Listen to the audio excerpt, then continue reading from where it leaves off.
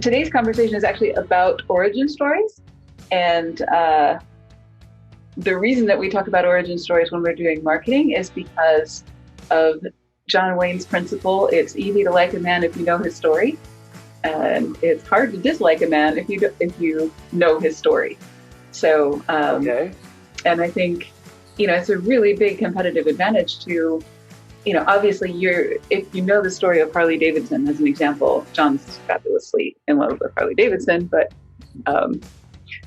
it's partly because of the story and partly because of the stories in his life having to do with Harley Davidson. So there's any number of, there's the origin story of the company, there's the origin story of the time you first saw Harley Davidson, there's the origin story of, lots of different things.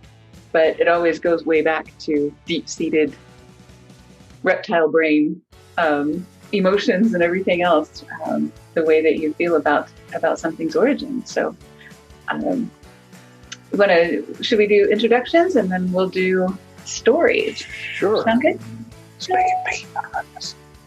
Cool. And John's saying, is Mickey going to run this? And I'm like, Mickey's just got back. Yeah, welcome to the real world. Yep. Yeah, exactly, right? Exactly. If you're comfortable with that, then great. Then you kind of know what we're doing, so that's cool. But yeah, I don't know how much time you've had to.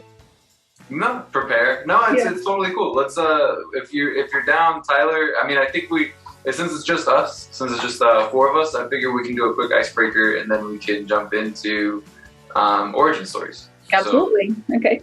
Cool. We'll just go Olympic Games because right now it's the Olympics. So whatever your favorite Olympic sport is, try to keep it Summer Olympics and why. And then we'll go through and then do our introductions. Okay, we just have Mark joining us, so let's hold on the icebreaker for just a second. And yeah. And Mark is brand new. This is his first time at an event, so cool. Yeah, we might have a bit of challenge getting all this together. So. Sweet. Looks like he's connecting, but that's a good idea. I like the icebreaker. Yeah. Hey, Mark, how's it going? I don't know. Can you? Does he have a camera or? I don't know. Let's see if he does. Hey, Mark. He's self-muted. Okay. That's fine. Mark, basically the way this works is we're just going to basically go through an icebreaker and then some introductions, and then Mickey Gamonal is kind of running the meeting. So I guess I need to introduce you. Good to see you. There he is. Here I am. Hello there. Hey. Next fat. Good to see you. And yeah, I just got your origin story and it looks fantastic. So I'm looking forward to hearing you talk about it. But I'll turn it back over to Mickey and we'll go ahead and get started. And if anybody else joins, we'll just loop them in after the icebreaker. So. Cool. So we're just Mark. My name is Mickey Gamonal. I'm Paula Williams' son. And I kind of run the book club, but it's still, free for all. So just speak on your behalf or whatever, say whatever you like. If you need to interrupt somebody, there's no problem. For the most part, right? But we'll see. We try to get along. And then, so Mark, I don't know if you know Tyler, and we'll do introductions here in a bit. We'll just say kind of what business you do, basically. But before that, I just wanted to do a quick icebreaker.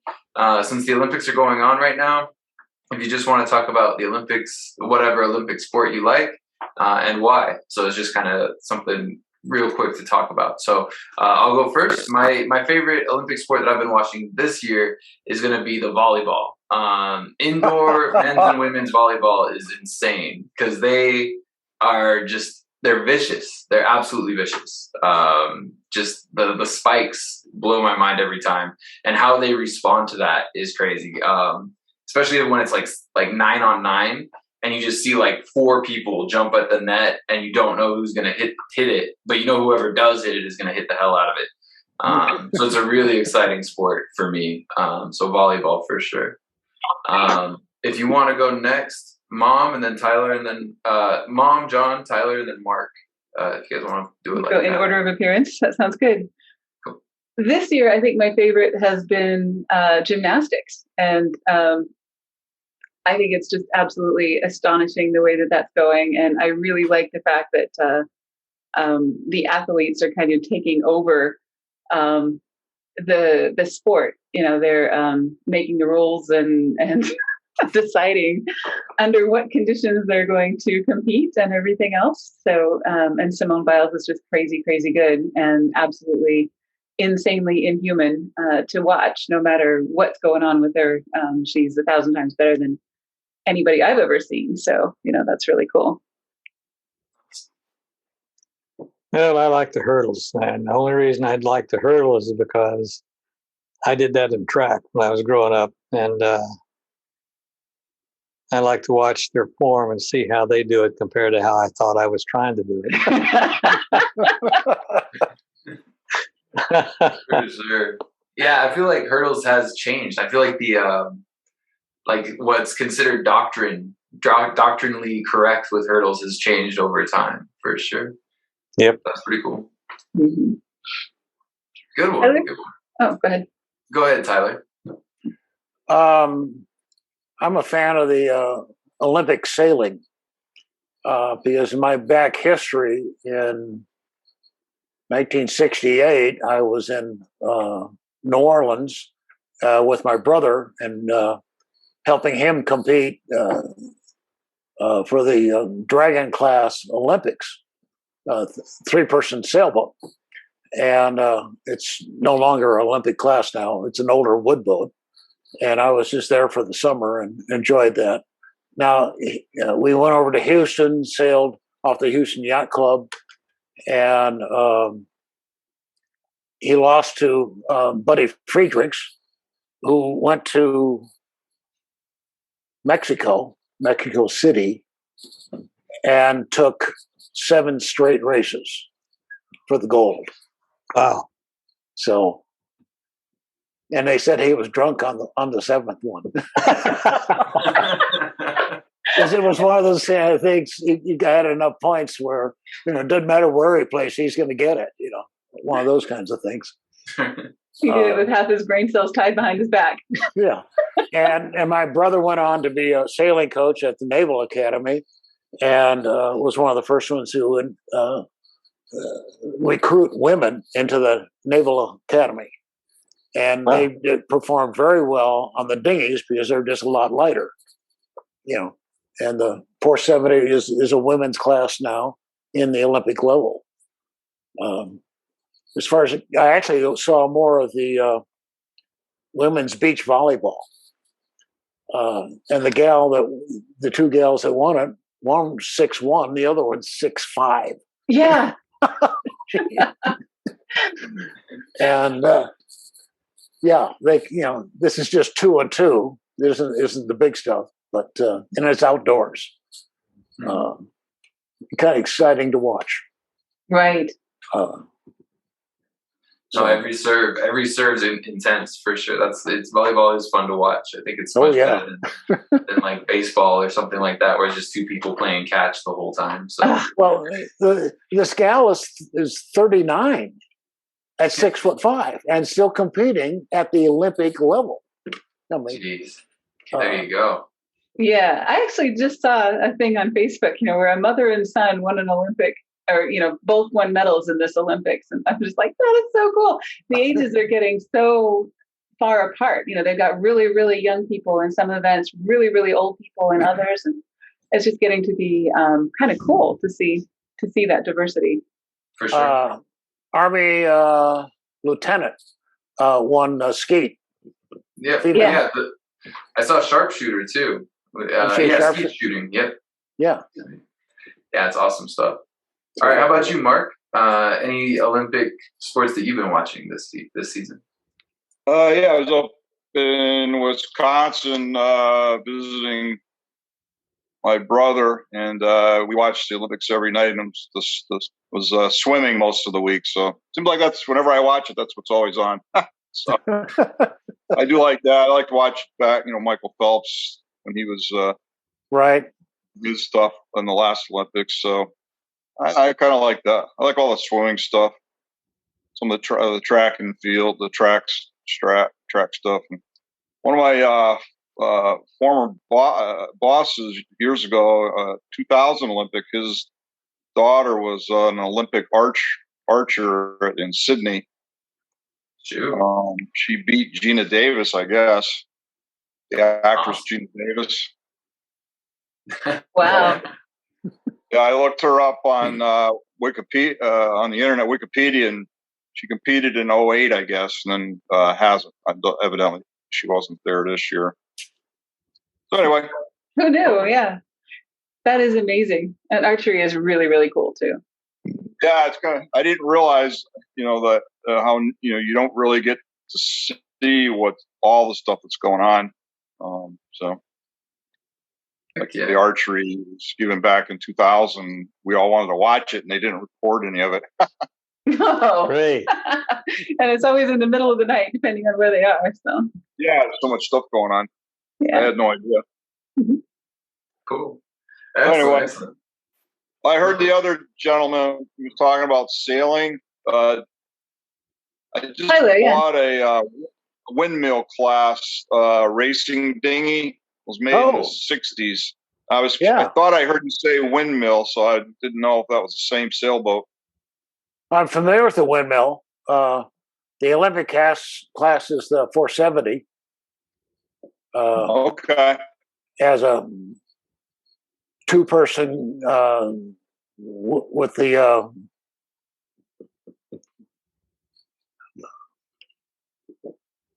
hanging out on the wire, small spinnaker, go like that. Trying to pull the boat over, pull the boat into the wind and into the the trapeze, yes. Yeah, I don't know any of the words for sailing, so yes, that guy.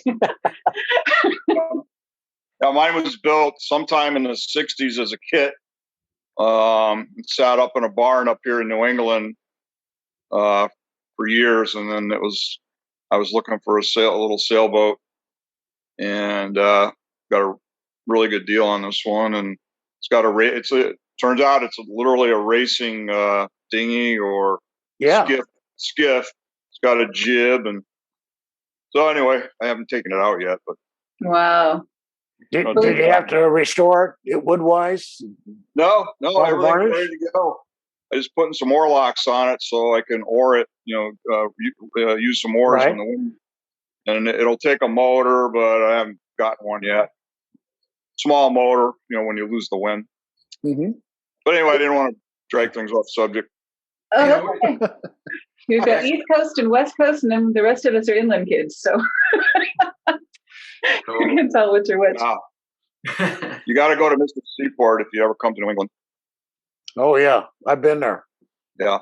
Mystic Seaport's great. Oh, good. I did Block Island Race Week one year with my brother. Oh, yeah. Nice. Very cool. Very cool. Sounds like you guys. All right. Well, we hijacked the conversation. Sorry. Right. No worries. No worries. It's cool. It's an icebreaker. So it sounds like you guys, it served its purpose. You guys are talking. So that's great. Let's get started today. So the first thing, Mark, I know it's your first time. Tyler's been here before. The first thing that we do is we just say our name and what we do. So I'll go first, and we're going to maintain the order that we did with the icebreaker. So that way, Mark, you get to see everybody kind of talk and you kind of see the format of it. But my name is Mickey Gamonal, and I am an ASVAB tutor. So I assist people trying to get into the military, and I help you score the best possible score so that you can get the best possible job for your military career. Are you still active duty? I'm National Guard. I was active duty for about 3-4 months for training. But now I'm done. I finished my basic officer leadership course. So I am back to 1 weekend a month. So it's not too shabby. Okay. Yeah. Go ahead, Mom. Paula Williams, ABCI. We help aviation companies sell more of their products and services. And we are live today from Richmond, Virginia, where we were just here to see Mickey graduate, and he left and we didn't, so we're still here. And it's her company. I work for her. I do the back end stuff. pretend CFO stuff, IT, whatever Business it takes. consulting. Business, yeah. When people need more than marketing, we get him involved. So. Yep. Excellent. Go ahead, Tylor. 28 years in the aviation fuel business. So yes, I've been following the unleaded avgas thing that is now certified, STC from GAMI. This is my 7th time to Oshkosh. 2 times I actually camped under the wing. This time I was in a horse ranch. And that's an Aero Commander. I had that for a year, trying to get another one. And I'm trying to start a MRO facility in Las Cruces, New Mexico, and San Antonio, Texas, where we will be buying a San Antonio Avionics, which has the FAA certified repair station Part 145, and make Las Cruces a branch of it. There's a good market in San Antonio. It's a 2.5 million population in the Metroplex. We're realizing that the Metroplex of El Paso is over 3 million, if you include everything, which is part of, Las Cruces is only 40 miles away. It's also the home of Virgin Galactic.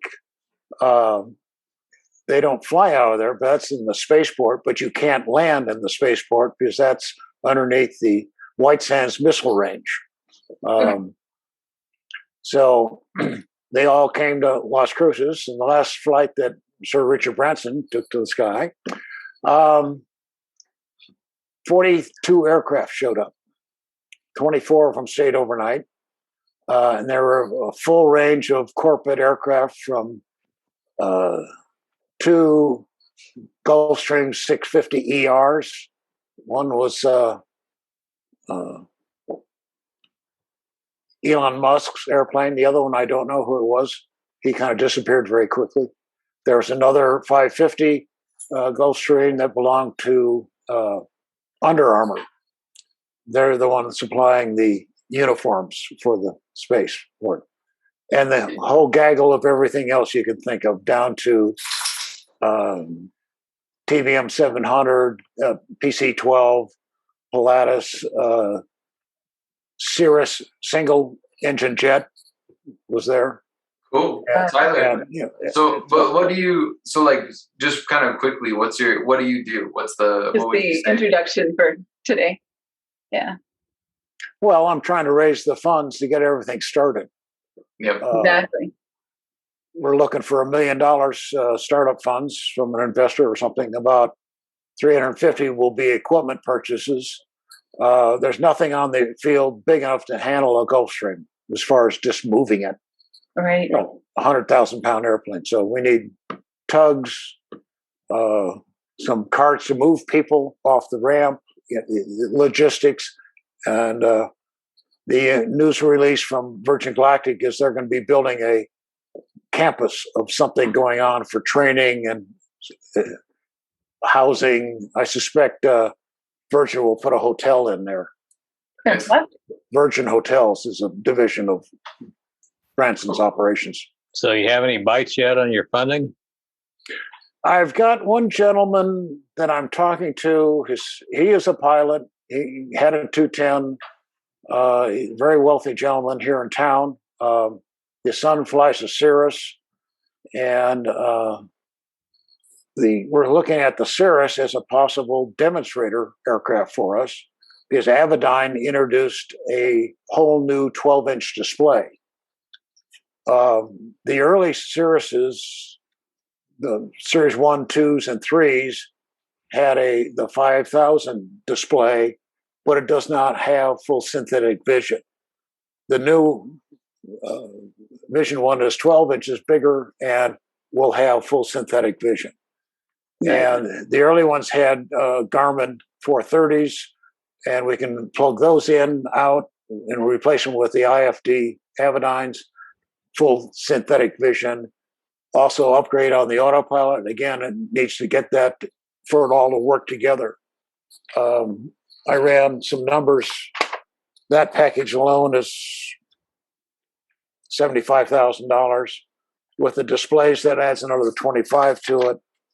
If you add the Go Flight Sky display, which is the heads-up display, and the Max Vision cameras, which the Forest Service have just gone all crazy over, that adds another $30,000 to the package. That affects some 2,000 aircraft. Wow. As a target market that we could work in. Right. First phase would be to upgrade the avionics and autopilot, and could put the heads-up display with that. And a year down the road, when the STC is issued, we'd change out the big display. Good deal. Cool. How about you, Mark? What's your general introduction? Yeah, I started Global Aircraft Group in 2013 as a certified aircraft appraisal for pretty much all aircraft and helicopters. Well, I haven't done a helicopter yet. Right. So this got a little confusing. We're just doing introductions at this point, and then we'll do origin stories. So just basically what you're doing now, and then we'll do origin stories. So yeah. Appraising and selling aircraft. Cool. Right. Trial work and pre-buy maintenance consultation on business jets. Sweet. And expert witness as well, right? And expert witness. Yeah. My favorite. Is that irony or is that for real? No, I actually enjoy it. I like the challenge. Yeah. Yep. I did a trial. Like I told you, I did a trial last year, and yep, the money was good, and I enjoyed it, believe it or not. Probably interesting Especially work. after it was, well, like, you got to be prepared, and of course, and then I was surprised I got grilled for like 4 hours straight, but all my work was accepted into evidence. Excellent. So That's anyway, great. That's what you want. You can't be a better expert witness than somebody who gets drilled for 4 hours and all of their work is accepted. So that's great. I couldn't find a hole in it in 4 hours. What do they expect? all my exhibits, yeah. You can't question that expertise. Opposing counsel just shook his head at the end and walked away. Wow. They made a motion to accept all my reports, and then they went. So it was good. I felt good. Awesome. That's awesome. Cool. Well, and we're talking about something like that. Usually people's usually people's origin stories talk about a little bit more about what you enjoy about it, kind of what you like about your business, why you fell into it, or however you want to tell your story. That's kind of the beauty of an origin story is now it's 2021. I started tutoring in 2008, maybe way before that even. So I can basically tell this story however I want to. So the idea is all of you guys are professionals. Some of you are experts, so that's a plus. So you can talk about a million different things, a million different facets of what you do, for sure. I have no doubt of that. But as Mom was saying at the beginning of this episode, essentially, you want your origin story to tell a story, similar to Harley Davidson. You want it to resonate with people, and you want people to kind of enjoy your brand and your product more because they know where it came from. I think that's the goal of an origin story. Do you agree with that, Mom, or would you say something a little different? No, that's perfect. That's couldn't have said it better myself. Cool, man. You can see you did some prep on the plane. Yeah. Well, no, I think a lot about my origin story. I recently got featured in a podcast because of my origin story. So I go crazy with it as often as I can, as far as figuring out where it all started. And that's a good way to keep yourself moving forward as well. Just make sure that you're staying congruent with what you want. So essentially, we'll just go briefly over your origin story. I'll go first. I'll probably be a little bit faster. If you guys want to go a little bit deeper into how you got started in your business, by all means. But for my origin story, I started as a tutor. I was assisting one of my friends who was trying to get into the military. He wanted to go into the Marines. He'd failed out of high school and he was struggling with the ASVAB. He couldn't score a 31. which is a relatively low score. I, of course, was more than happy to help. Everybody who starts tutoring usually starts doing it for free. And I did do that. I did it for free, and then I bumped into a couple of recruiters, and I started charging a little bit more, $20 an hour or something like that. Since then, I've joined the military. I drank the Kool-Aid and got a decent score. I got a 97 on my ASVAB, so that helps to merit me as a worthwhile tutor. And now I'm a second lieutenant. As Mom said, she's visiting Virginia, where I just graduated basic officer leadership course as a logistics officer for the Army. So I would say that is the origin story of Gamonal Tutor's ASVAB domination program. Right. And the cool thing is, Mickey's got several versions of his origin story. He's used short ones, long ones, medium ones, and, for different purposes and things. And, if you end up being interviewed on a podcast or anything like that, that's a great opportunity to tell your story. And I'll link to that episode where you were featured. That was kind of cool. Yeah. And that's really one of our goals for everybody is to, get you into the news, get you into podcasts, get you into other people's blogs and other things like that, so that we're doing some marketing on other people's time. You can't beat that, right? Sure. Right. Okay. So, and the way ABCI got started, I've told the story a bunch of different times in a bunch of different ways for different purposes. So I'm going to do a quick version today. But John and I met in 2006. Well, actually, we met 10 years earlier than that, but we got married in 2006. Mickey was in high school at the time. That was fun. And but one of the things that I had never been really exposed to before meeting John was aircraft, small aircraft. And I'd never considered flying physically, piloting an aircraft myself until I met John. And one of the first things that we did when we got married, and actually previous to that, John was stationed at Fort Hood in Texas, and Mickey and I took some lessons in Tomahawks. So that was a lot of fun. And over that process, I ended up getting ruined for a day job at my Fortune 100 financial institution that I was doing marketing for. And so we purchased a 172 when we got married, flew it home from the factory, from the Cessna factory, and really enjoyed that, and ended up, that was part of the reason that we purchased it, was because we were going to put it on lease back with a flight school to try and make money from it. It's kind of like flipping apartments. We were going to flip airplanes. That was our fabulous business idea, which didn't go over so well, but that's a whole nother story. So we purchased the first of our 172s. We put it on lease back at a flight school, and I was taking lessons. And this flight school was doing the most horrific marketing I had ever seen in my whole entire life. They were doing radio remotes. So they were having a radio station come in, mess up their carpeting, have a big popcorn machine, bring in anybody that they could, do a Groupon at the same time. So bargain seekers, people who are looking for something fun to do on weekends and things like that. And they were doing bargain rate discovery flights that they were actually losing money on, after they paid the instructors, paid for fuel, paid for everything. And we got to be pretty good friends with the owner of this flight school, who was just frustrated as all get out because he didn't know any other way to get customers besides this, which was basically to, do these radio remotes. And then it was feast or famine. So they'd get a whole bunch of students, have way more than they could accommodate, not be able to schedule them all into the 4 trainer aircraft that they had, and lose half of them because of poor customer service, and carry on. And then, 6 months later, they'd be in the same boat trying to get more people because they lost all their students.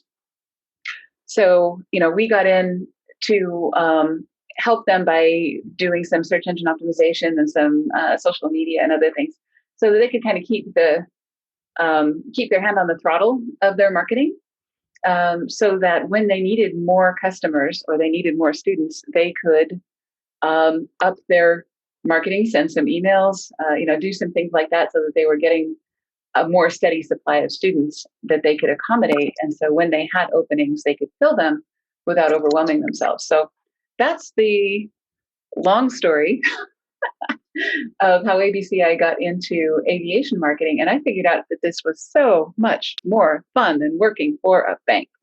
It's not even funny. So, I really, really enjoyed it. And I also really enjoyed the people that we were working with.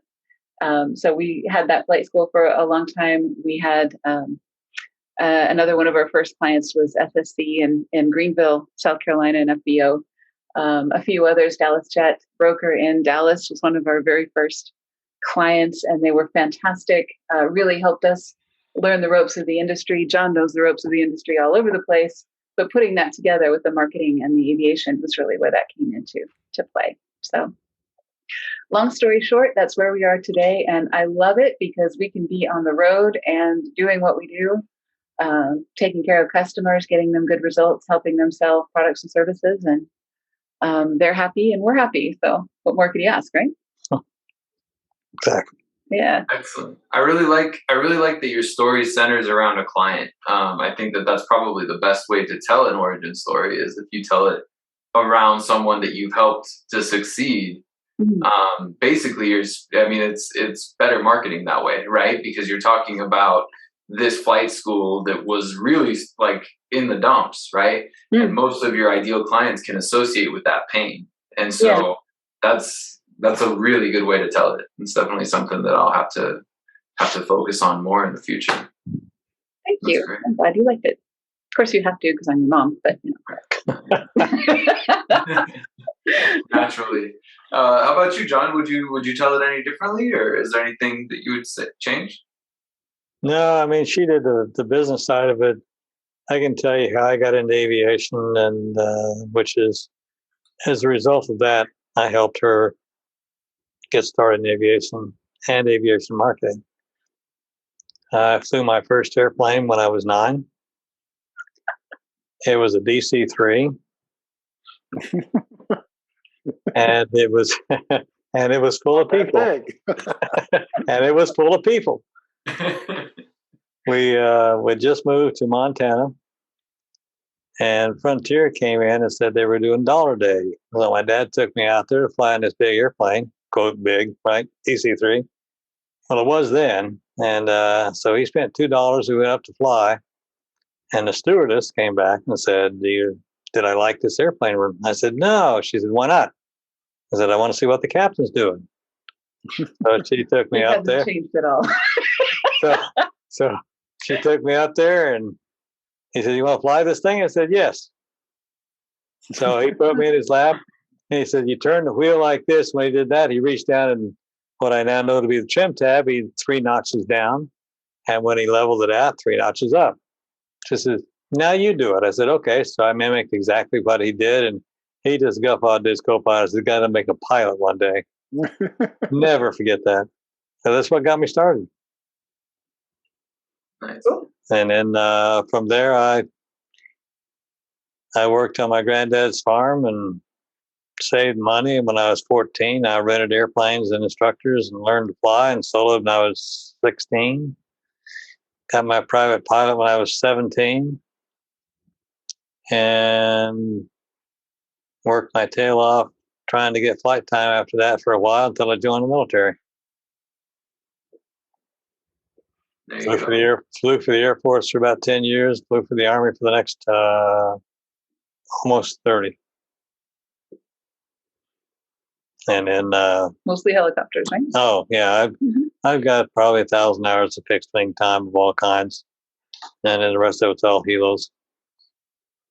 But see, nowadays I go to get checked out on an airplane. People, they want to say, "Well, you need to do this, you need to do that." And I said, No. I show my first logbook, and my first logbook is completely full of 0.3, 0.4, 0.5. No checkouts, because I washed airplanes, and people, instead of paying me $20, say, "Why don't you take it around a pattern?" So every entry's a different airplane, no checkouts. I mean, you look at the gauges, all the numbers in white, green, and yellow and red. What more do you need? The insurance people would just have kittens. Nowadays. Well, nowadays you can't do that, right? Right. I mean, you physically can do that, but you should not. Yeah. And so I had some interesting experiences in airplanes and things. I mean, I used to rent an airplane for $5 for an hour. And I'd fly down the beaches off New Orleans and find a couple of girls in an ice chest, land on the beach, taxi up to them, try to get phone numbers, end up getting a couple of sodas and calling it good, and take off, fly a little more. Stuff you can't do today.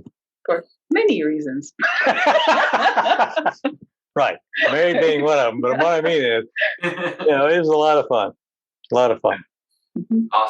Awesome. That's a great origin story as well, because it's not based around anybody but you, and so it makes you very relatable and everything like that. So I mean, she did her first 100-mile cross country with all kinds of VORs and electronics. I had a radio.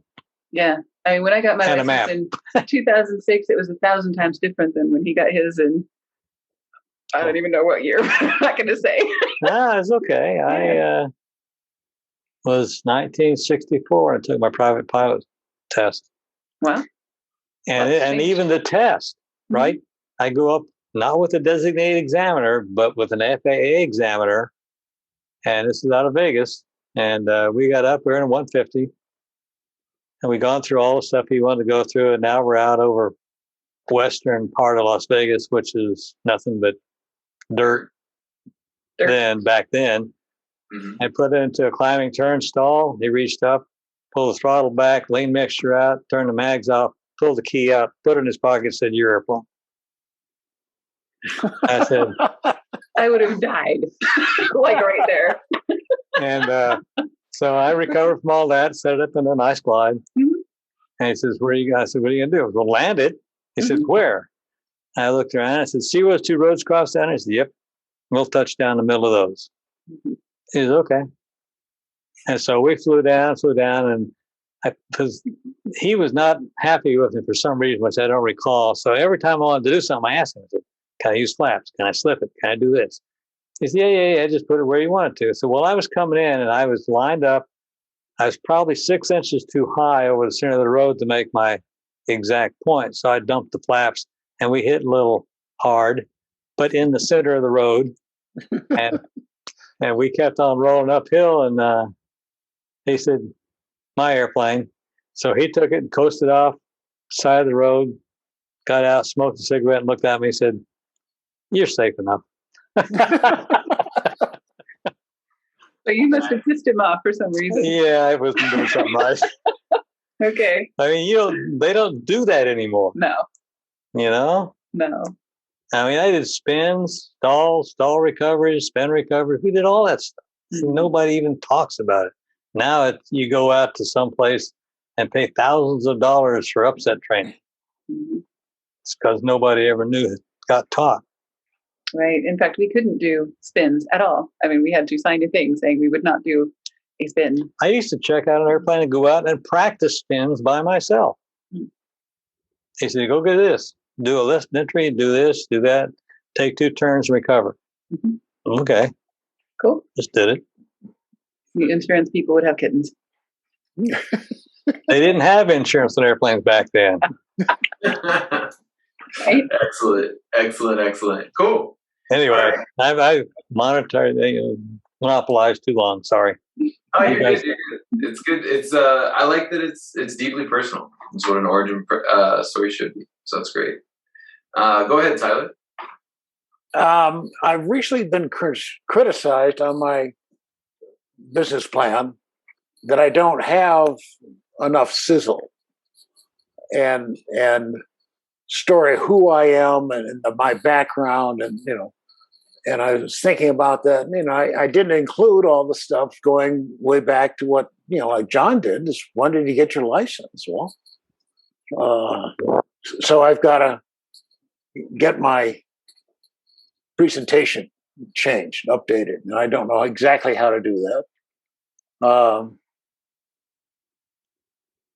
But I've been in aviation for 55 years. I got my license when I was 19. And when I was in college, my first introduction to a small plane was a friend said, "Hey, we're going to fly up to this event in Boston. Why don't you fly out and come with us?" And I was in the back end of a little Cherokee, and we flew from New Jersey up to Boston, and it was very rough. I got, I did not get sick, but I certainly got close to it. And I was in the back seat, kind of looking over their shoulder what they're doing, and I just thought, this is the neatest thing going. This is a view that you just don't get in the airliners that I'd flown in. Man, no. And so got back to the University of Denver, found a little airport, and went out and learned to fly, 150.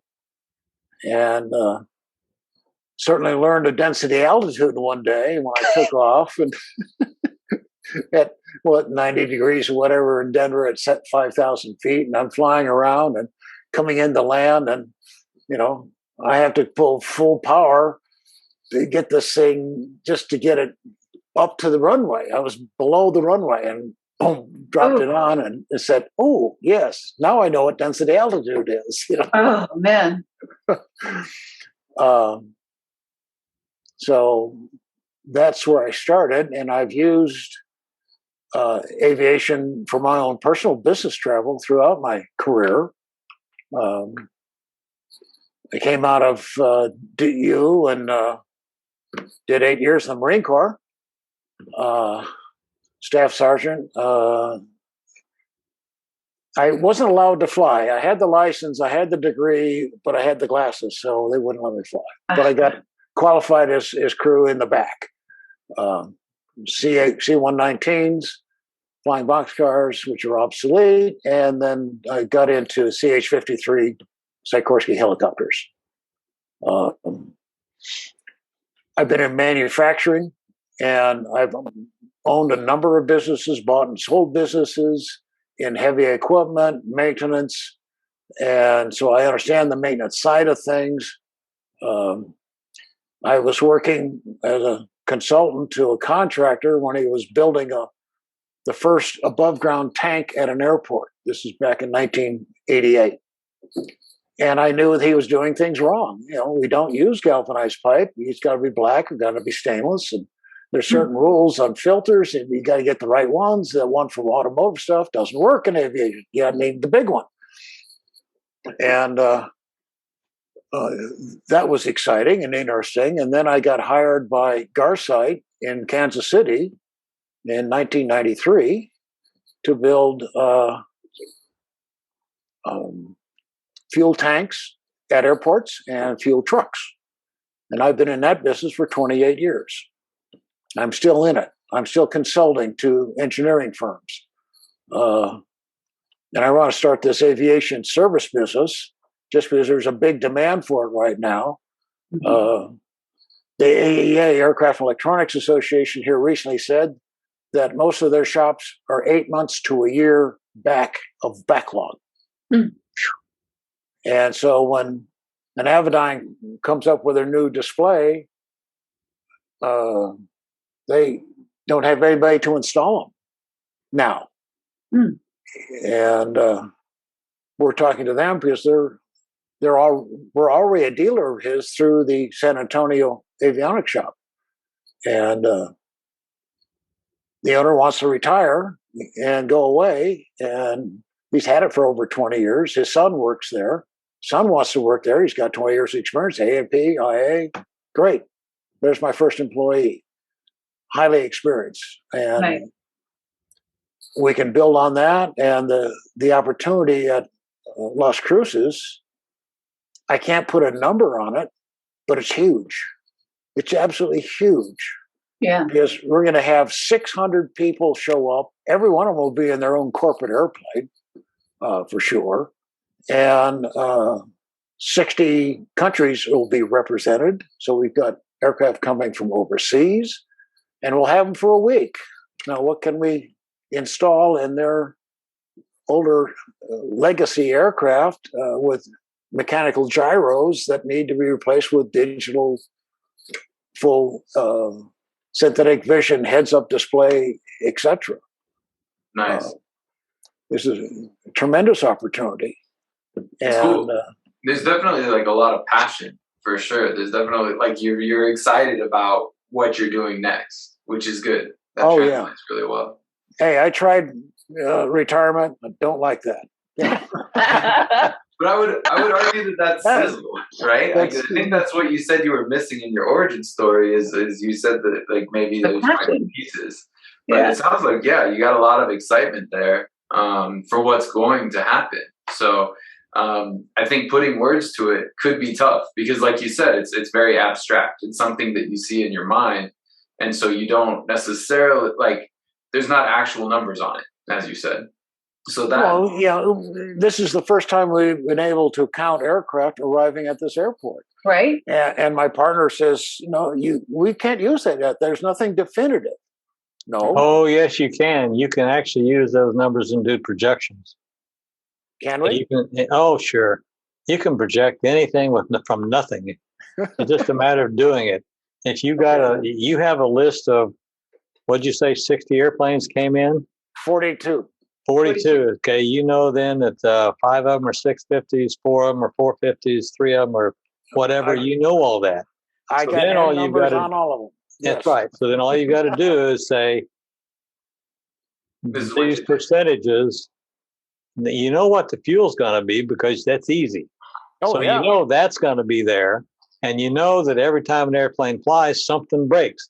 Mm-hmm. So then you can go down that road, and the thing is getting an aviation savvy investor, because the typical non-aviation investor, they have no clue what I'm talking about. No, they don't. Right. And nowadays, with what happened at Spirit here recently, with them not having enough employees and canceling flight after flight, 1,700 flights. Yeah. The news from MBAA is, more charter work, more aircraft sales, prices of used jets are up 20-30%. Right. Lowest inventory in years, since they've been keeping records of used aircraft. Yeah. And even 172s are up 40% in some cases. And what you get, what you're able to buy now are project airplanes, basically. Well, that's what I want is project airplanes, and we'll go fix them. The project. There you go. That's a money making. We'll put all the Cirruses. I'll buy one, and let's put all the good stuff in there and show it. Yeah, that's excellent. That's great, Tyler. I think I want to make sure that Mark gets some time. I don't want to push it too far over an hour, so I don't mean to cut you off, but go ahead. It's great Who's that Mark? you have that. I don't know who Mark is. Yeah, absolutely. And Mark, I know you have a great story because I just read part of it. So. Oh, you did? I did. It's fantastic. I'm like, oh my gosh, I had no idea. That's so cool. Yeah, I was playing around with it. I was brainstorming it yesterday over breakfast, and came up with some good ideas. And then I Googled or looked, how to format or how to do it, and some examples. And then so that's what I came up with. What you're seeing there is a draft. It's my understanding you're supposed to start out. You're supposed to have some sort of a story that's where you've had to overcome an obstacle. Right. The hero's journey is what they sometimes call that. Right. Yeah. Yeah. The stuff I was reading, like Superman had the comics were full of origin stories. Yeah. Buffett has the guy that started eBay. His origin story turns out is not true. Really? He said he started eBay so that he could sell his wife's Pez collection, and it turns out that's a lie. Who knew? I never would have guessed. I heard that story too, and I thought it was really cool. Yeah, I always thought it was true, but what I read just when I was researching origin stories was that was actually not a true story. Oh, But they thought it was. I'm crushed. Oh, so it served its purpose. That origin story served its purpose. So all's fair in love and war. Well, I don't know. I think in aviation, though, if you start out with something that's untrue, you're setting yourself up, because then people say, well, what else is not true about what you're telling me? So True. The heading under that example was "Don't lie in your origin story." right. There you go. Good to know. Good to know. Yeah. But so I was playing around with it. So like now that I've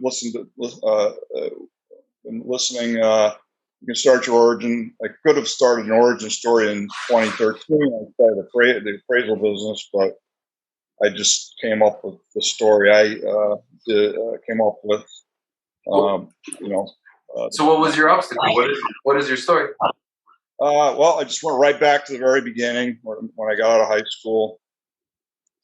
And I was enrolled to go to aviation school and went to work in Boston.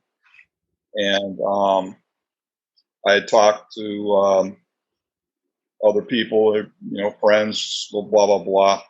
And I got a lot of negativity. Guys that had come back from Vietnam and had been in aviation, weren't even trying to get into aviation, and they could get their license for free, and I had to pay for everything. So there were a lot of guys were like telling me I was just crazy to go into aviation, that I'd never get a job. I'd never work in aviation. And it was tough. It was 2 years of 40 hours a week. It wasn't a lot of money. I stayed with my uncle, and I worked 20 to 40 hours a week on cars and whatever, construction, full time in the summer.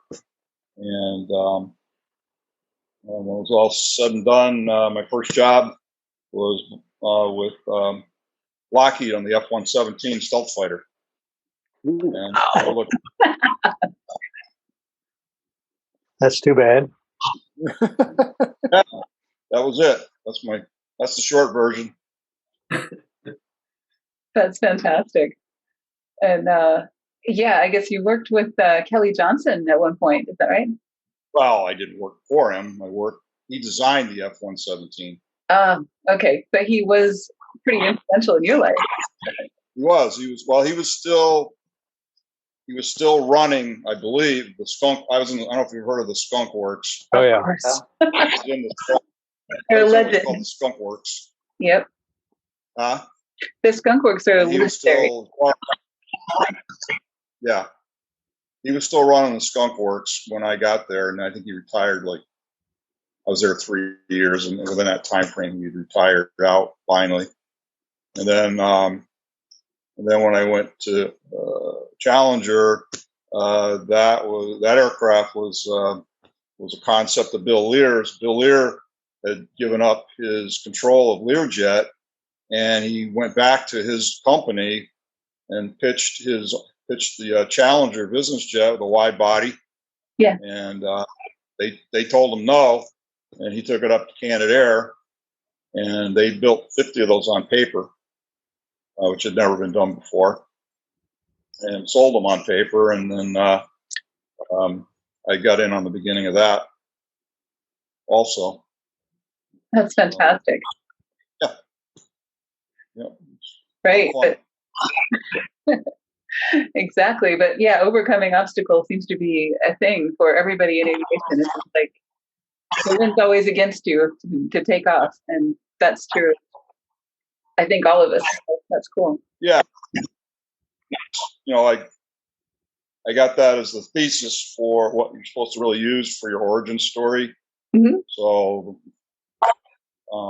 you'll have to help me tweak that out and where to put it into my marketing. But absolutely, yeah, this is a really great. I could write another one, but I wrote this one. That's fantastic, and we have written novels actually for me. Yeah. So we can do that. Yep. No, that's excellent. That's excellent. I like that you're focused on the obstacle. So that's great. I feel like there's a good variety here. I think everybody's origin story kind of ran the gambit, right? Like there was very client focused, personal focused, passion focused, and obstacle focused. Which makes, and all of that's relatable. All of that involves people, all of that involves challenges. So that's great. It's great stuff. So that's definitely something that I'll focus on moving forward when I tell my story is what people am I involving in it and what challenges do I want to overcome? I like Mark, especially, I like that you did the research and you know exactly like what you're focusing on. That makes it easier, right? Because an origin story is this big, hairy project that without any focus, you're just thinking of your entire life. Well, I was born in da-da-da, and then I graduated high school at such and such time. And that doesn't really relate. But if you focus on the challenge, that's something that everybody can relate to, that hero's journey. And I would be remiss if I didn't mention a book from Book Club. I think it was The Hero's Journey, wasn't it? Was that the name of it, Mom? It was the story brand that talked about history. Mm-hmm. Yeah. The story brand. And they talk about the hero's journey, and they talk about Luke Skywalker, and they talk about everybody. They talk about Indiana Jones, and they just go all over the place about how these stories stick with you because their stories are powerful. And that to write a good story, you need a good challenge and good people. So it's great. Cool. So should we just do outros? Did anybody have anything else that they wanted to mention about origin stories? I think that's great. Just to let Mark know and Tylor as well, we do a quick pitch at the beginning and the end, and that's basically, who you are, what you do, and what you're looking for, or what kind of customers you're looking for, who you help, essentially. So we'll just do quick pitches to end this, and then I'm going to stay on the line for office hours for anyone that wants them, and I think we may have some other people joining as well if they're coming for office hours, but not for the origin story. So there will be some beeps and clicks and other crazy stuff. But. Cool. All right. Well, so my name is Mickey Gamonal. I'm the ASVAB domination tutor. I'm looking for anyone who's trying to increase their ASVAB score. Paula Williams, AVCI. We help aviation companies sell more of their products and services. Ibn. What she said. I work for her. Cool. You do a fabulous job. Go ahead, Tylor. I'm working with this, developing an MRO facility at Las Cruces. I got a question for Mark, if I could. We're playing the what if story. What if one of these big corporate jets blows a tire on landing? Now what? There's no tug big enough to even pull it, let alone, have enough trained personnel. Now, obviously, you've worked for Challenger and some of the big corporate jets. I don't have any experience in that line. Is this something we could hire you to come train some newbie mechanics how to take care of big aircraft? Yeah, I'd be interested in looking at that. Give me a call. We'll talk. See what I can do. If not, I got a line that can help you out, or we can do it together. Yeah, well, Challenger and Gulfstream have these go teams that can come out and fix things, but I'm worried about, the airport's closed right now, and I got other, aircraft coming in. I got to get that runway cleared. And what do I need equipment-wise? Cribbing, plates, things, lift this airplane up, get it off the runway. So it's open up again. So that's neat. Yeah, give me a call. If you got a Challenger that's off the runway, you've got a big problem. Oh yeah. You're going to need the service. In my opinion, you'll need the service center. But if you need training for how to deal with Well, we have to go through the process to get the service center designation. Yeah, I get that, but what do I do next week? I can help you with that. Okay, good. Mark, go ahead and pitch out real quick. I know I see John, and good to see you, John. People are popping in, but go ahead, Mark. Tell us what you do real quick, and we'll wrap up the book club portion of it.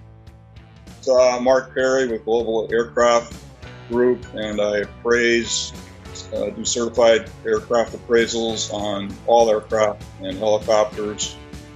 I also do trial work, insurance appraisals, IRS appraisals, state appraisals, all aircraft and ground support equipment.